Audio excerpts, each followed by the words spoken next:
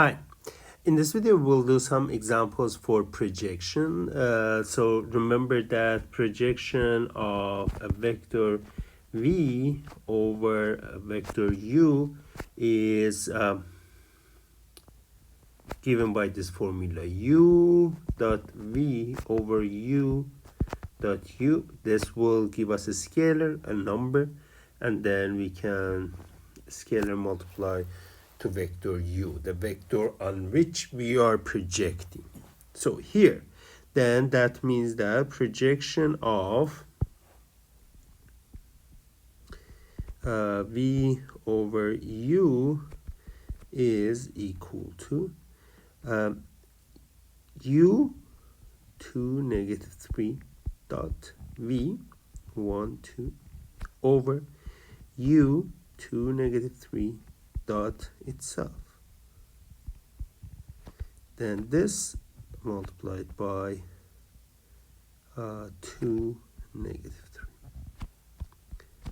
3. Okay, so this gives us 2 times 1, first component to first component, second component to second, and the same goes for this one, but since this we are multiplying that to itself, we will have this one. Well, this gives us what? This is 2 minus 6, so it will give us minus 4 over, downstairs is 4 plus 9, it is 13. So it will be 2 negative 3. Scalar multiply, negative 4 over 13 times 2 is negative 8 over 13. And negative 4 times negative 3 over 13 is 12 over 13. So that's the projection of u over v over u. Well, let's just find this one, projection of v over u. In this case, we have the formula v u, which is a negative 1 2 0 negative 3 dot v 0 1 2 4, and in the denominator negative 1 2 0 negative 3 dot negative 1 2 0 negative 3. So this is a scalar number, then we multiply it to the u. Okay, so we'll do step by step this one.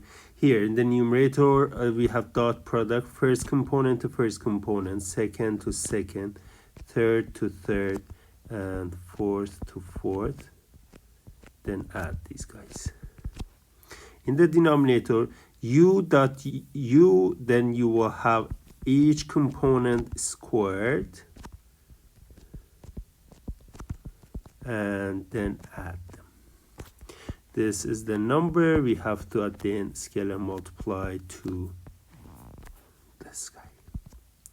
So what do we have here? This is 0, this is 0, this is 2 minus 12, this is negative 10 in the numerator. Down here is 1 4 9. This will give us 14. Negative 1 2 0 negative 3. Well, we can simplify this guy a little bit and write it as 5 over 7.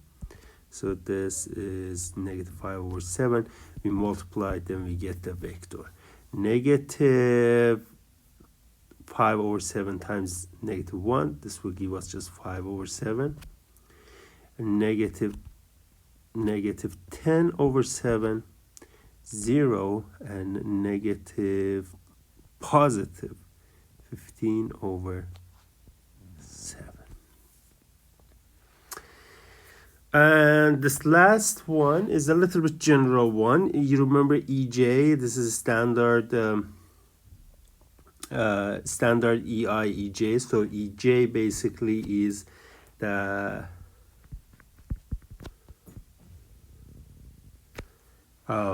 unit vector 0 0 up to j's position, and then everything else is 0. So there's only one non-zero identity at jth place, and everything else is everything else is 0. Okay, so here, well, let's just put the formula, projection of V over EJ. So what do we have? EJ dot EJ and EJ dot V times EJ.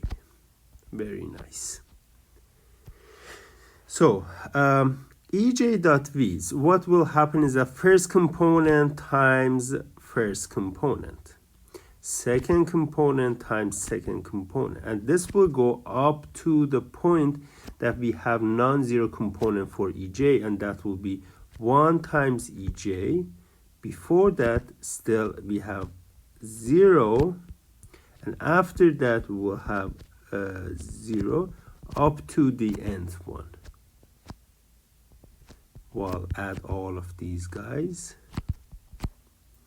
In the numerator, however, in the denominator, this is EJ. Remember the length of EJ. This is standard unit vectors. EJ is 1. So square of that, which is what we have in the denominator, will be 1. You can do dot product and find that completely EJ. What we get here is that, well, these guys all will go to 0, 0, 0. There will be only jth component of V. So Vj, that's a number, scalar, over 1, which is Vj itself, times Ej. So these guys I need to put arrows over to make them vector. These are vectors. So what this says is that projection of a vector over the jth standard unit vector would be just the jth component of V times scalar multiplied to Ej.